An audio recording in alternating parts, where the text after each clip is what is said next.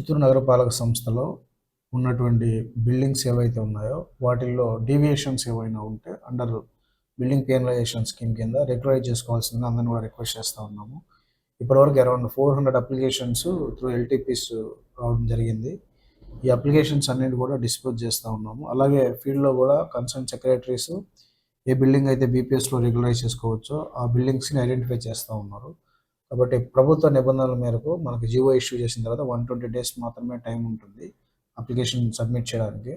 కాబట్టి అందరూ కూడా ఎవరన్నా బిల్డింగ్స్ వితౌట్ ప్లాన్ అప్రూవల్ అయిన దానికంటే కూడా ఎక్కువగా కట్టి ఉంటే బిల్డింగ్ పెనలైజేషన్ స్కీమ్లో రెగ్యులరైజ్ చేసుకోవాల్సిందిగా రిక్వెస్ట్ చేస్తూ ఉన్నాం. మనం ఆల్రెడీ అరౌండ్ 100 బిల్డింగ్స్కి ఛార్జెస్ ఫ్రేమ్ చేసి హానరబుల్ కోర్టుకి సబ్మిట్ చేయడం కూడా జరిగింది. వాటికి కూడా బీపీఎస్లో రెగ్యులైజ్ చేసుకునే అవకాశం ఉంటుంది. కాబట్టి ఈ అవకాశాన్ని కూడా వినియోగించుకోవాలి. ఒకవేళ బీపీఎస్లో రెగ్యులైజ్ చేసుకోకుండా ఇంకా ఫర్దర్ డీవియేషన్స్ ఉంటే మాత్రము మనము డిమాలిషన్స్ వైపు వెళ్ళేటువంటి సందర్భం కనపడుతుంది. కాబట్టి అటువంటి చర్యలు రాకుండా ఉండాలంటే ముందరగానే మనం రెగ్యులైజ్ చేసుకున్నట్లయితే చట్ట ప్రకారం మనం బిల్డింగ్ కట్టుకున్న వాళ్ళం అవుతాము. ఈ విషయాన్ని అందరూ కూడా గమనించాలని తెలియజేస్తాము.